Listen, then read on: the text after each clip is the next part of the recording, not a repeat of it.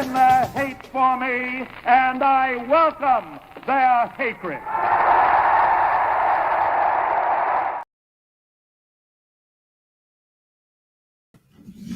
What is up, everybody? This is Hater Radio. My name is Chris McLean. I'm without my co-host, Ian Gibson. Ian was in Austin for the Florida-Texas game, and sad he had to see that. But anyways, let's get into it. This is the Week 11 recap show.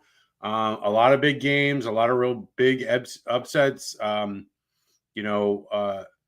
Friday, let's begin with it because it was the one game that I actually predicted exactly to a T. UCLA and Iowa, 20-17. UCLA wins. I thought that UCLA was going to be decent offensively, but I didn't think that Garbers was going to implode as bad as he did in this game.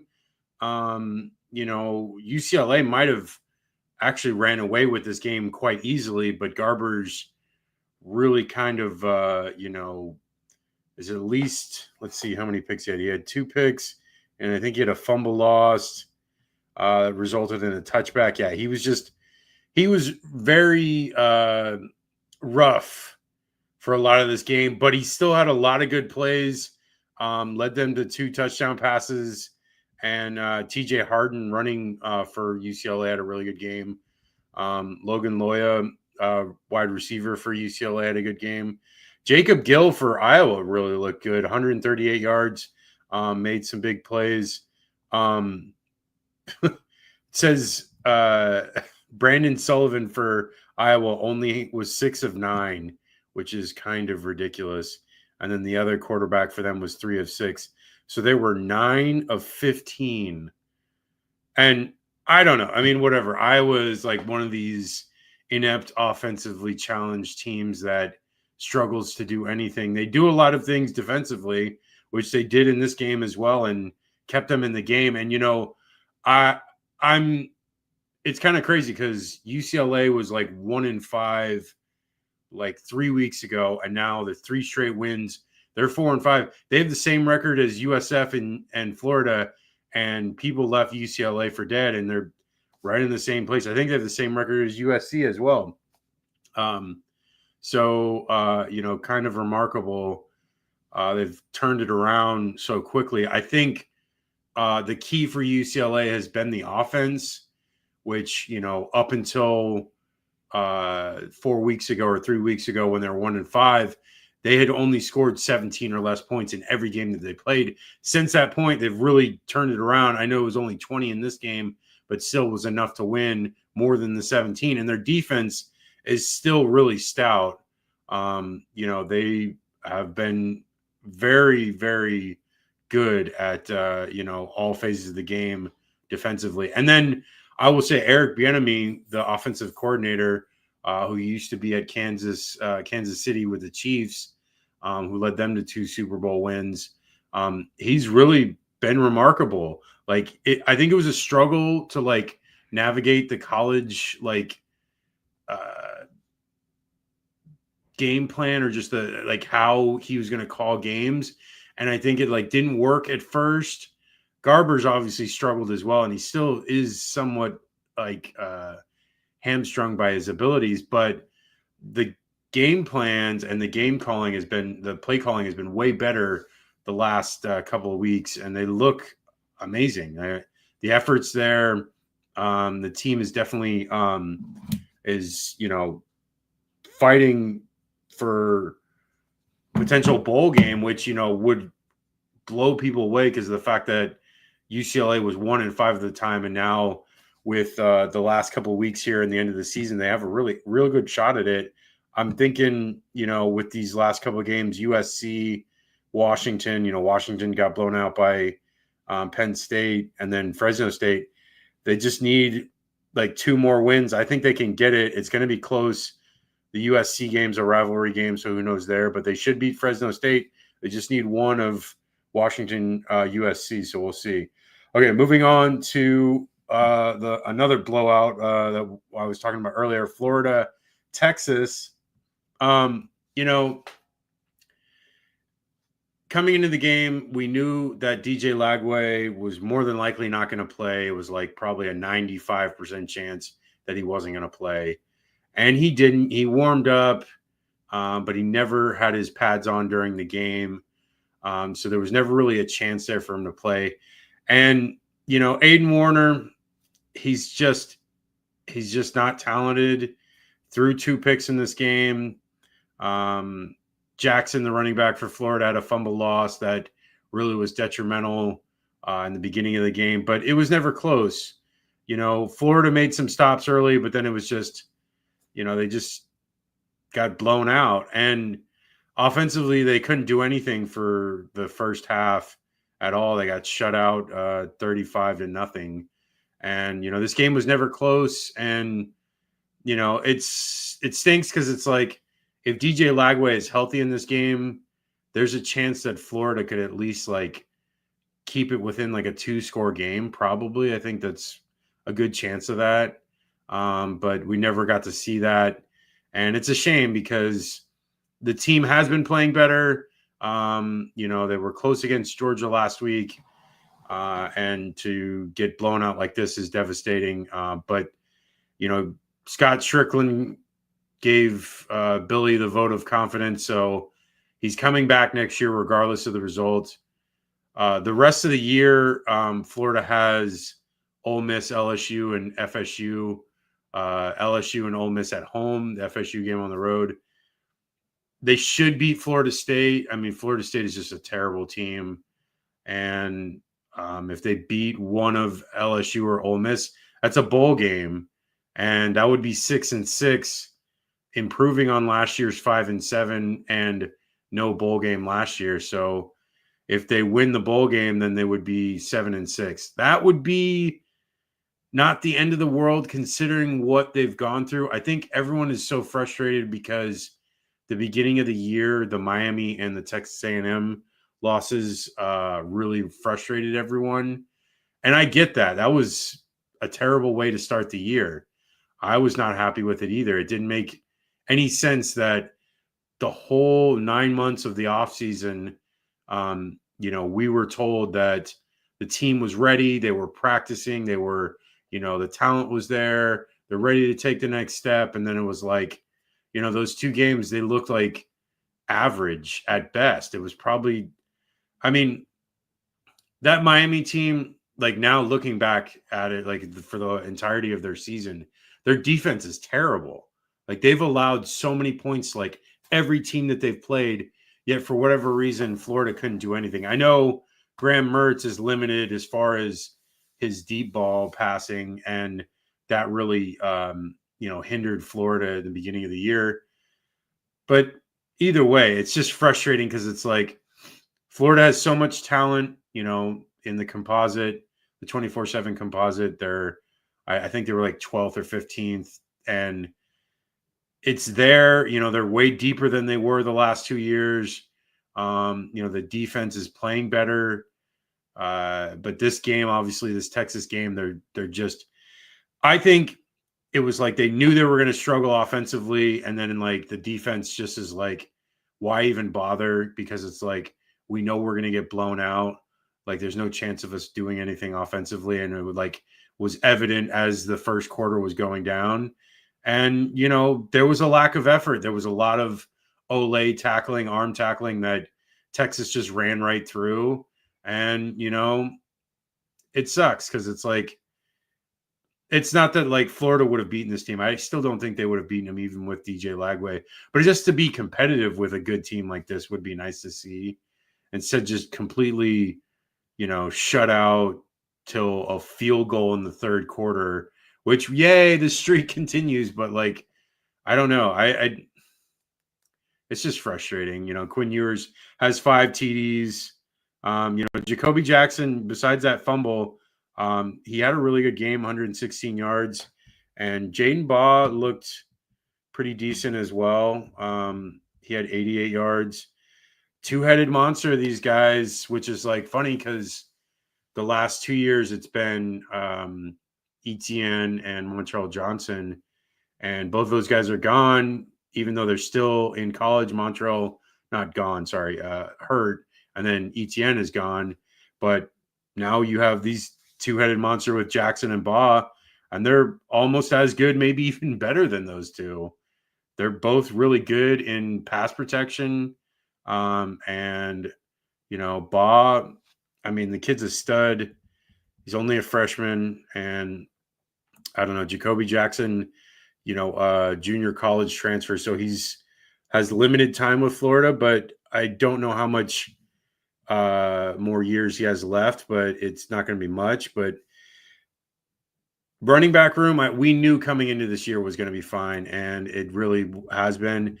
I think the best surprise has been the receiving core, especially DK. Badger was out, so that was definitely missing. Defensively in this game, like I said, Texas is very good, and if you're going to arm tackle, you're not going to be able to stop them, and they just, tore right through them. And then there was a couple plays where, like, no one was even covering anyone. They're just, like, wide open for TDs, and it's a shame that this it's frustrating because the defense had been playing better. They played good against Georgia. They played, really good against UCF, really good against Kentucky, good against Tennessee. And then this game, they just, again, like I said, confidence plays a huge part in how people play. And if you're not able to, be confident in your ability of your offense, you're going to struggle defensively because you have no confidence that what you do is even going to be relevant to the situation, and you're just going to end up losing the game. Anyways, so let's move on to next game I have is Miami, Georgia Tech. I was watching the situation all week with Haynes King and if he was going to play, and they didn't play him all the way. They had him play like every other series. I don't even know what their rotation was. I mean, I watched the condensed game of it, so I watched all of it, but I couldn't really decipher what their breakdown of their back and forth was. But the guy that came in for him, Philo, I don't know if he was the same guy that was in the last couple of weeks, because that guy was a different number. I'm almost positive, but maybe I'm wrong. I don't know for sure. I don't remember that guy's name, but Philo did well enough.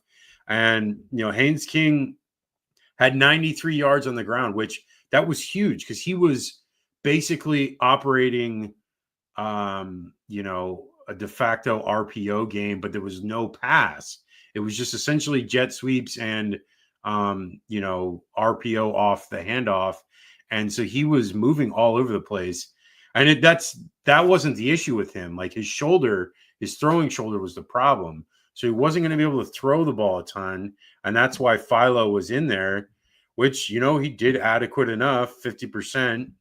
And, Haynes King was 6 of 6, but he didn't throw the ball very far. Every one of Haynes King's passes was like, a 5-yard dump or something really close that was easy on his arm.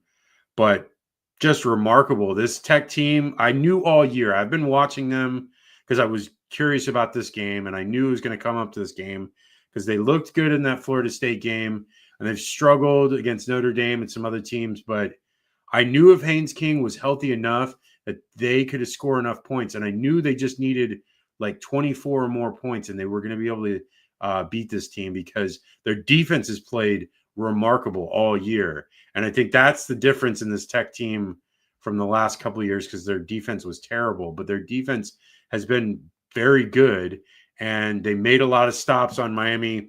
I think they forced, as far as turnovers on downs, they were Miami was 1 of 4 on fourth down. So, kudos to Georgia Tech for being able to make those stops.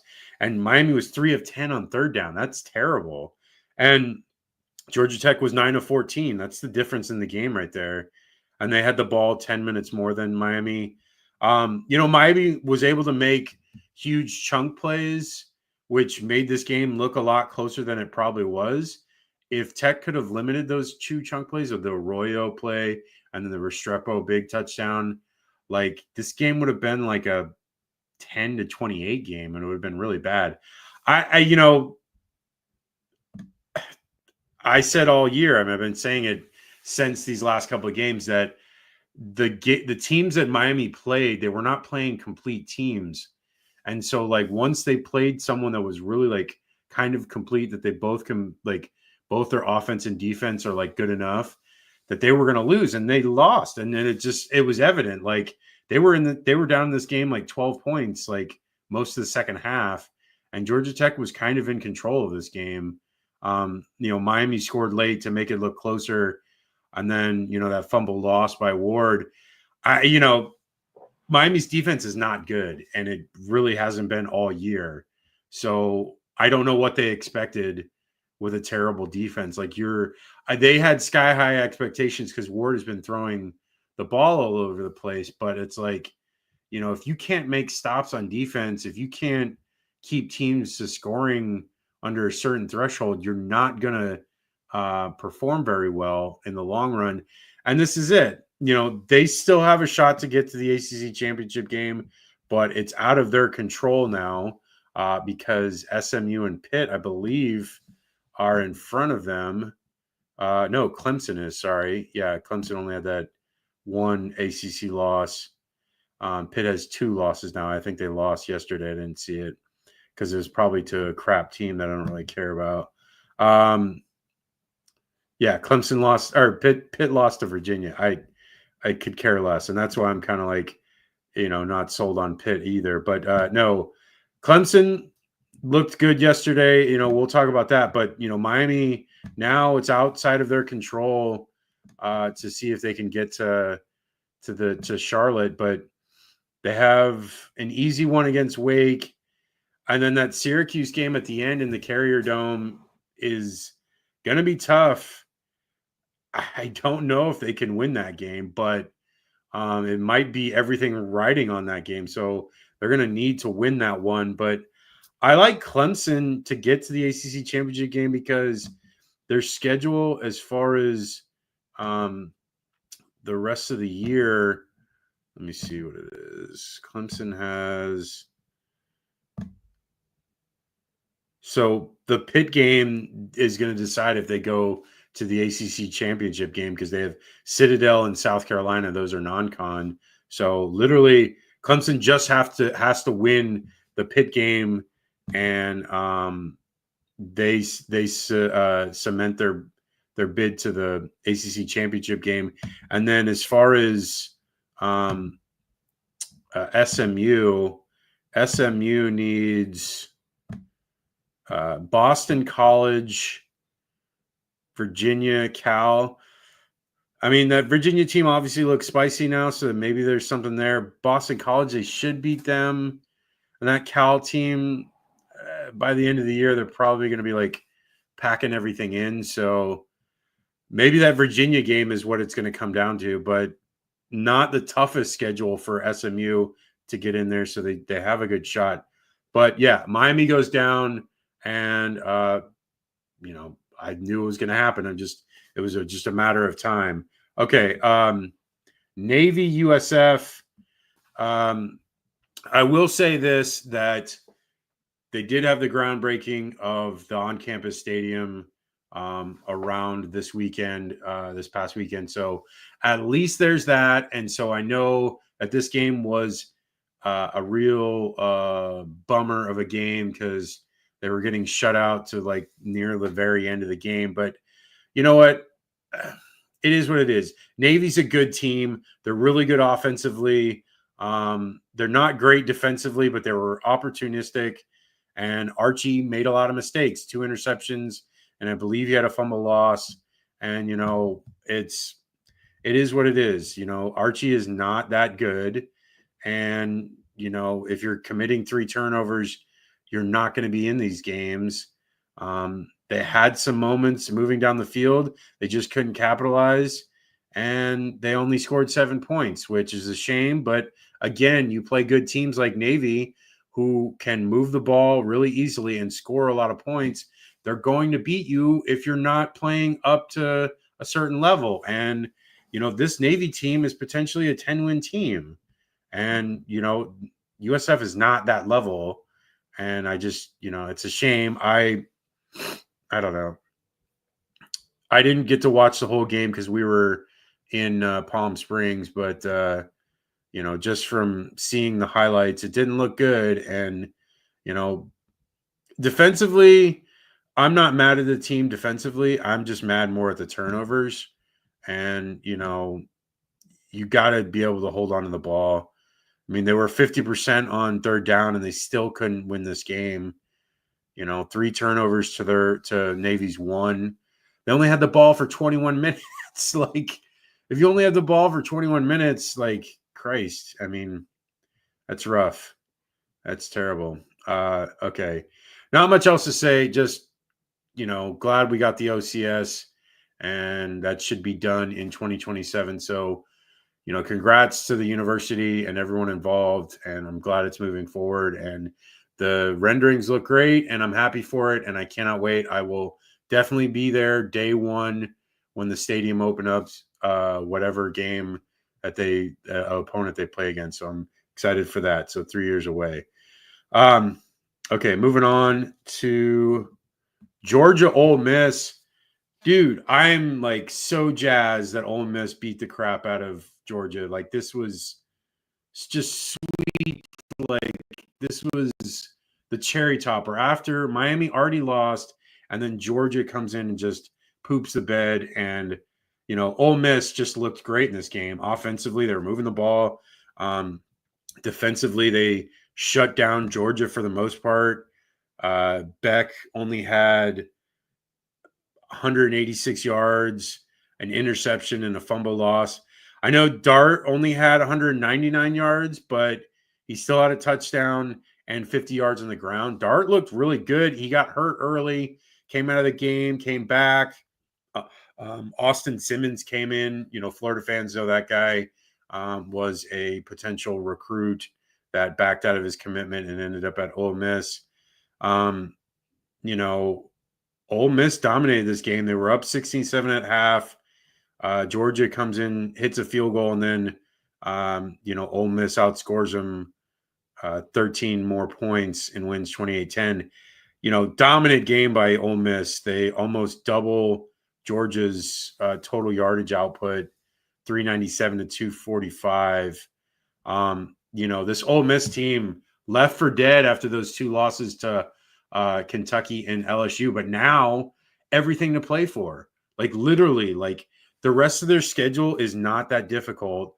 And I know they have Mississippi State, and they have like one other game, and that's Florida, which, I mean, if DJ plays, it's in the swamp. We'll see. But like, as of right now, if Ole Miss wins out, I would guarantee them a playoff spot. I don't know who else you would take out. A 2-loss Ole Miss team that beat Georgia. Like, come on now. And destroyed Arkansas, which is a decent team, and beat South Carolina, which has been a really good team. I know the losses look bad. The Kentucky loss looks real bad, but I don't know. I feel like you'd have to give this Ole Miss team a spot in the playoff if they win out, if they go 10-2. I think you'd have to. It doesn't make any sense to keep them out. And I hate saying that because that would mean they'd beat Florida, but it just means I want to see good football. I want to see good playoff teams, and I think Ole Miss could be one. I think they're capable of beating definitely any team 5 through 12, and then we'll see what they do with one of those 1 through 4 teams. But I can see them definitely being the first round win for sure. Okay, which would be cool. An Ole Miss home playoff game would be pretty exciting. Okay, next game, Clemson, Virginia Tech. Clemson wins 24-14. This game was never close. Schlee came in for Va-Tech. I had no idea Schlee was playing for them. He was at UCLA previously, and he's whatever. He's very athletic, but he's not the best passer. But they score a late touchdown to make it look closer. But yeah, Clemson was in complete control of this game, dominated, and Va-Tech got a blocked field goal for a touchdown, and that was like the only like points they had scored for most of the game. Drones did not look good. 9 for 20, 115 yards and interception. Klubnik, had 3 TDs, but kind of an average day, an interception and 16 of 34, but did enough to win. Maffa looked great. Phil Maffa, still a stud running back. This Clemson team, they can get in the ACC championship game. If they win out 2 losses, 1 to Georgia, 1 to Louisville, definitely if they beat whoever in the ACC championship game, they'll be the ACC champion and be one of the 4 top conference champions, and they would get in. They'd get a first round bye, which is crazy. But this team's defense is strong enough to beat anybody, and I think their offense is there. It just struggled in that Louisville game for whatever reason, and struggled against Georgia, which first game of the year I can see, but I think that Louisville game is the one that's really kind of like stood out because it's like, I don't know what happened there. I mean, I watched the recap of that and I still don't understand what happened. But this Clemson team could be an interesting team going forward. They have to win out. But even if they lose like South Carolina or the ACC if they lose the ACC championship game, they're not getting in. But if they win out, but lose to South Carolina, then it would be not a good look for the ACC to have a 3-loss champion. But whatever, there's not much you can do. So let's move on to Indiana, Michigan. I was really excited for this game. I thought Indiana was going to blow them out, but Michigan really held their own. Defensively, Michigan really stifled Indiana in the second half. Indiana looked really good first half. They were moving the ball. They had like 17 points. I think it was 17-3 at half. But then Indiana had like no yards coming into the fourth quarter.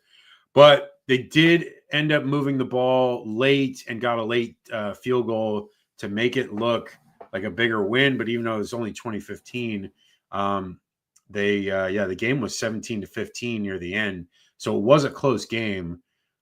Indiana was in control for the most part, but Michigan came back and they held their own. Like they really did. I was surprised. I thought Indiana was going to score a lot on them. I think this Michigan team had a lot of pride to play up to, some of the guys' ability from the last couple of years where they've been playoff team. And now they're just like a shell of themselves. And it stinks. It's, it's rough for them, but it's like, it just is what it is. They had like 2 returning starters on either offense or defense, like 7 total between both sides. So it's like they didn't have a lot coming back. And I think that's a big reason why Harbaugh left, because Harbaugh knew that the team was going to be terrible this year. And he's like, oh, why come back and just deal with again, like the threat of being fired? So he's like, you know what? I won the championship. I'm out of here. And, this Indiana team, Cignetti, I've been big on him, especially to potentially replace Billy Napier. But, they're 10-0. Like, I don't think anyone would have thought coming into this year that Indiana would have a chance to even come to like 8 wins. And now they're 10-0 with a huge game next week against Ohio State, or 2 weeks, November 23rd. I cannot wait for this game. Indiana, Ohio State. Right now it's an 8-3. Indiana may move up by then because a team or two might lose. So this is going to be the biggest Indiana-Ohio State game ever. And if they win, they pretty much guarantee their spot in the playoff. They would guarantee a spot in the Big Ten championship game. And regardless if they lost that or not, I think they almost guarantee that they go to the playoffs. So it's like, this is crazy. Like a team that has never done anything in like their entire history now has like a legitimate shot of not only getting into the playoffs, but messing things up and like really like winning a game or two in the playoffs, which I don't think, like I said, I don't think anybody would have saw this coming. It's an amazing story. It's great. I'm excited for Cignetti to see where he goes after this as well, because he's not staying in Indiana. I think it's, hey, it's great, but whatever like major job comes opening, if this year, which I don't think any are, there really isn't any except for the Florida one, but it doesn't seem likely at this point. But next year there could be some. There could be like an LSU, could be like a a USC, could be anybody. Maybe Marcus Freeman leaves Notre Dame. Maybe Ryan Day gets fired. I don't know, whatever. But definitely a lot of big openings next year, probably. But this year for sure, there's like nothing. But we'll see. Maybe there'll be something. We just don't know it yet. Maybe someone leaves and we're not even aware of it. Okay, next game we had Iowa State, Kansas. Kansas really kind of took it to them. They were up, 31-13 at half. And Iowa State came back and made it a game, but it was almost always a 10-point game near the end of the game. It was 2 scores no matter what. And Kansas just kept pacing with them. And so Iowa State never really got closer. And, credit to Iowa State for not giving up, but they've kind of imploded last couple of weeks. It started with that UCF game where they lost, they barely won at the last second. And then they lost last week to Texas Tech. And then this week they beat, they lose to Kansas. And, I don't know what it is. Like Iowa State just cannot win more than 10 games. It's like that's their like ceiling, and it's like their all-time ceiling. Like throughout their like 120-year history, they've never been able to win more than that. And Matt Campbell seems like a lifer there at Iowa State, and he just can't seem to get over the hump for that Iowa State team. This looked like it was going to be one of those years that they were finally going to do it, and they just couldn't. Shame for that, but Kansas, for a 2-win team to get this win was huge because they still have a shot at getting to a bowl game. I don't know if they do get it because they have a tough schedule the rest of the year. And Iowa State is still not technically out of the Big 12 mix, but it's a lot less likely after this loss. Okay, moving on to Army, North Texas. I'm telling you, man, I really like this Army team a ton. The defense is super, super tough. Their DBs are very, they're ball hawks. That's all I can describe it as, because they go after the ball when it's in the air, and they have so many interceptions. They're just, I don't know what it is, because it's like they obviously don't have like a great enough like passing quarterback that's a scout team, because I don't get how they're able to translate that, because the majority of what they play during the week, they defend against is their quarterback Daly, who, very rarely throws the ball. He's 2 of 4 in this game and an interception. But the DBs for Army are stout, and like these guys are studs, and they've been strong all year. Like literally every game, they have kept them in games because of how good their defense is. And they've made plays. They like a couple of plays in the end zone to make a difference in these games. And they held them to 3 points. They had a 4th down stop. Just a crazy game for them. It was 14-3. I think Daly, looked great. 153 yards on the ground, 36 carries for a quarterback. That's insane. And if you look at the total yardage, 15 passing yards, which, Army never passes it, but 293 on the ground. And they held North Texas to 283. North Texas is not a bad team. They were 5-3 coming into this game. This is a good win for Army. The rest of the year, Army has Notre Dame in 2 weeks, another huge game. So you got Indiana, Ohio State, and you got Army, Notre Dame. Could be almost like a playoff eliminator, essentially. I believe Army will beat UTSA after that. And then the Army-Navy game, I believe, could go either way because both of those offenses are really good. But exciting stuff for Army. I hope they win out.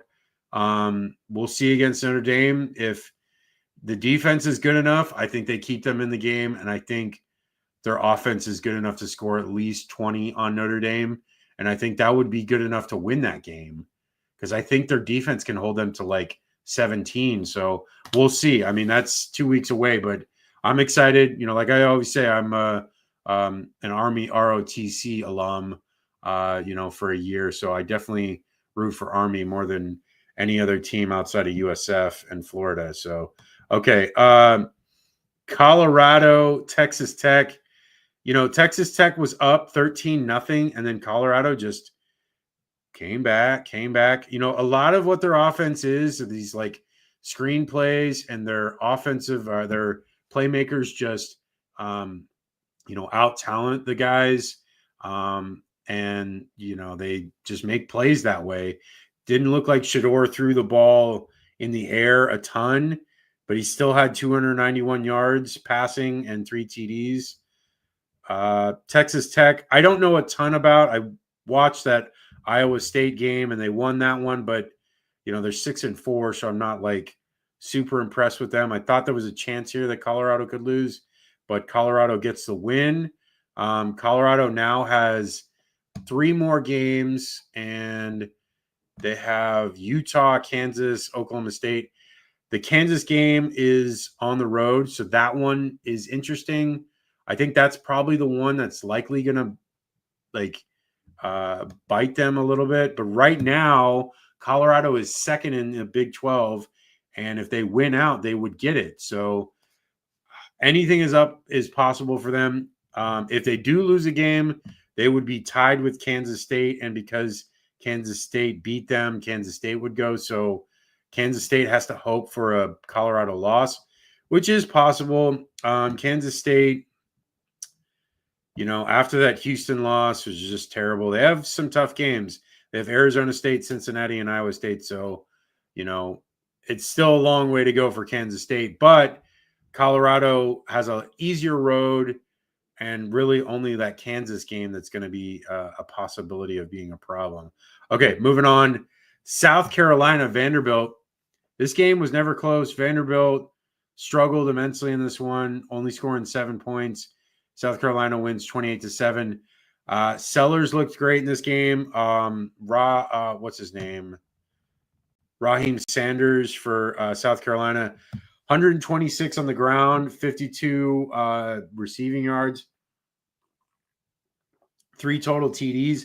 He killed it. Like, this kid, Sanders, looked great. I know I've followed him a little bit throughout the year, but I was like, I wonder how, he just went off in this game. So this is a guy to look out for the rest of the year, especially their game against Clemson. But again, South Carolina, a team that everyone probably left for dead, has really rose up 6-3. They have the Clemson game, Wofford, which they should win easily, and then Missouri next week. So, that Missouri game is interesting because Missouri still, Eli Drinkowitz actually thought that his team is still in the playoff hunt, which they're not even in the top 25 because you're such frauds. You got smoked by the only 2 good teams that you played, but South Carolina can put a nail in their coffin if they beat them. So we'll see. Okay, moving on to real quick, not even gonna touch base on this much. Notre Dame wins 52-3 against Florida State. They're 1-9, worst record since 1974. Not much else to say. You better eat the poop out of the Solo Cup. That's all I gotta say. Alabama, LSU. Alabama wins 42-13. This game was never close. It was, 14-3 at the end of the first quarter, 21-6 at halftime, and just Milroe show all day. And Milroe ran all over them. He had 185 yards, 4 TDs on the ground. It was basically LSU's karma for what they did to Florida last year with Jaden Daniels. No, I mean, obviously there's no karma for another team, but whatever. Nussmeier did not look good. 2 interceptions, was getting sacked a ton of pressure on him. LSU's offense looked pedestrian at best. They get a late TD to make it look closer. than it was, and it never was close. 42-13. They scored the touchdown at like the last play, I believe. Yeah, just terrible game by LSU, but that honestly is interesting because now it looks like they might struggle against Florida, and the game is next week, so anything is possible. Right now, it's like I think it's like a 60% chance that LSU wins and 40% that Florida wins in the FPI on ESPN, but I don't know. LSU just did not look good. If DJ Lagway comes back, Florida has a good shot at that game, but it just depends on Lagway. If he's not in there, Warner does not strike fear in anyone. And I'd rather see that backup, the Colorado State kid. I don't even know his name, but I don't want to see Warner anymore. It's not worth it to me. It's just a waste of time. Washington, Penn State. So this is another blowout. Penn State wins 35-6. This game was never close. Penn State just took it to them. Katron Allen had a big game, and I believe Nick Singleton had a big game too. Let me see.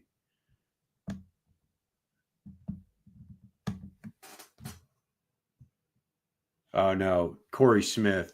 Yeah, so Nick Singleton did all right too. But three-headed monster. I think they had close to 300 yards rushing, 266. Yeah, so they dominated this Washington team, and then defensively, they were able to shut them down. They were 4 of 13 on third down. Washington was. So this game was never close. And Penn State gets back off the schneid after losing to Ohio State. They've got, what are there, 3 games left? Purdue, Minnesota, Maryland. They should win out. So if they don't go to the Big Ten championship game, which doesn't seem likely because Indiana, Oregon, and Penn State or Ohio State have better records, it's likely Oregon, and then it's likely the winner of Ohio State, Indiana. So, but Penn State will sneak into the playoff, which is exactly what I thought coming in this year, because it's like, Franklin has struggled forever to get into the playoff and never did it, was never able to accomplish that feat.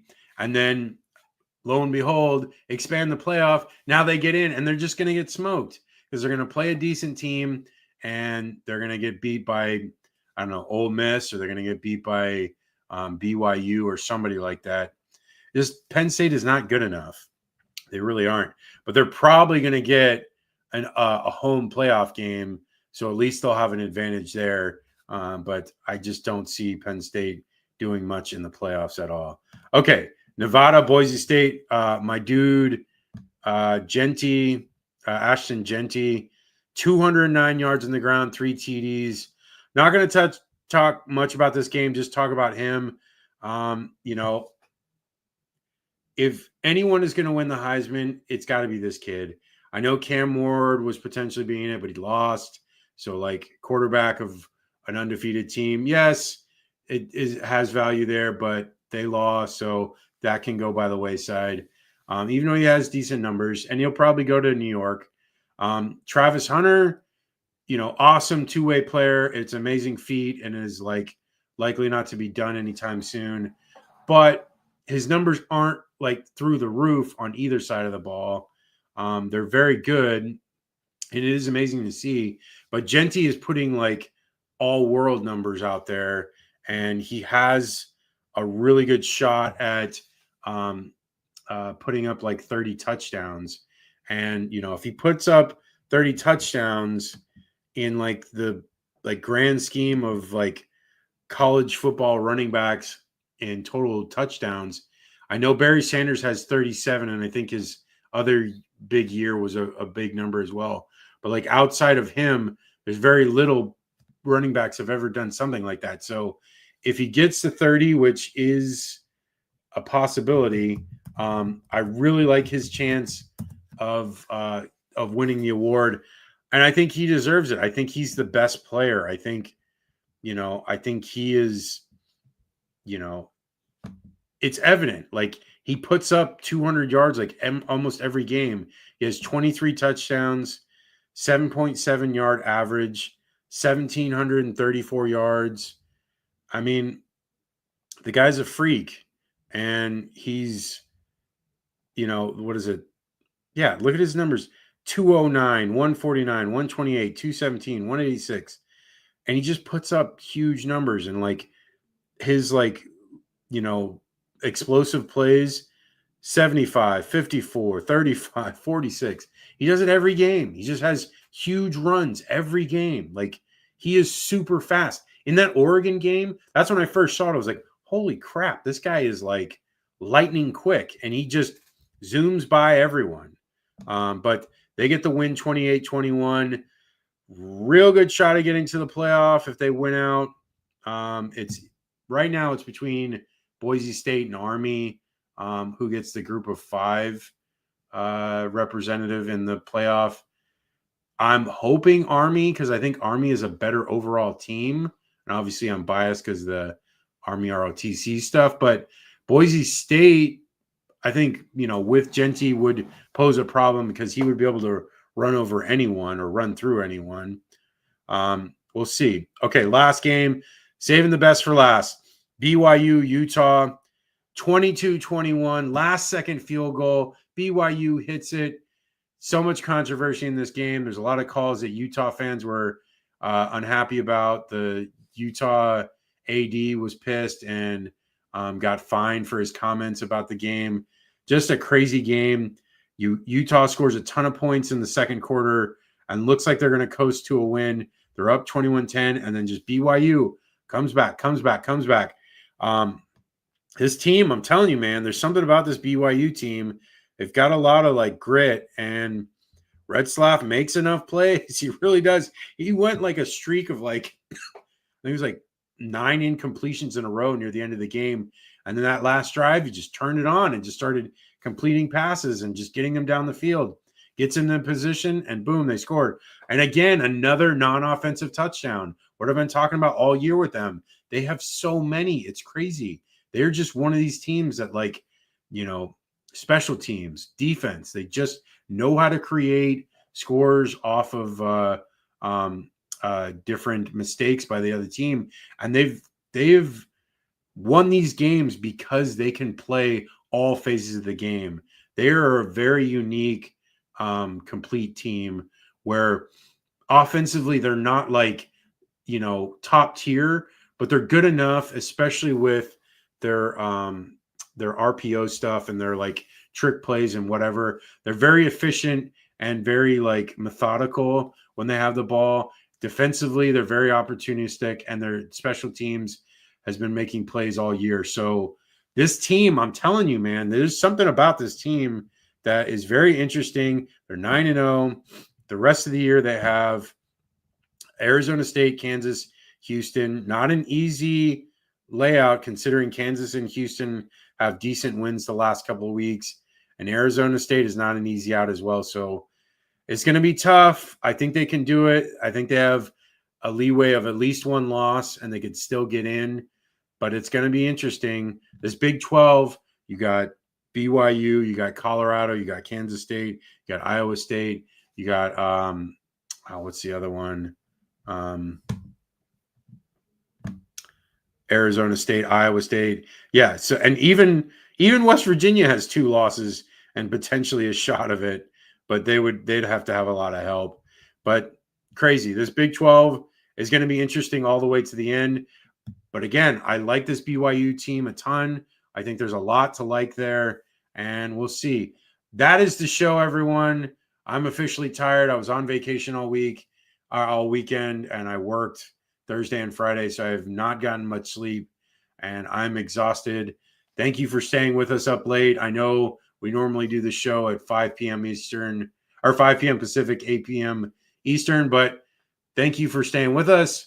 I just wanted to say thank you for all of you for subscribing. We have 1,000 subscribers since the beginning of the year, which is amazing.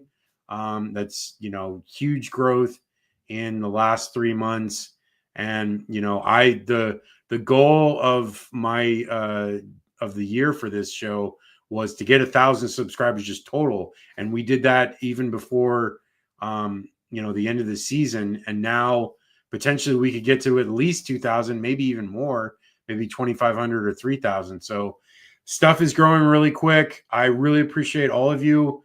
So like, subscribe, comment, follow, everything. Help us out, share, do whatever you can to help out the algorithm, to help us get, people talking about Hater Radio. This is who we are. And, haterradio.com for all of our articles. Socials, it is at hater_radio for Twitter, X, TikTok, Instagram, Threads. For Facebook, it is Hater Radio CFB. For YouTube, it is at Hater Radio. Ian will probably be back on Wednesday. A lot of great games coming up. This is the end of the season. Enjoy this stuff. The season goes by really quick. But again, we have a huge playoff this year. And so it's going to be a lot more interesting, a lot different than years past. So, there's a lot more to think about now where teams are involved. So enjoy these games coming up. I'm really excited for everything in the next couple of weeks. And we'll talk to you later. Have a good one. See you Wednesday.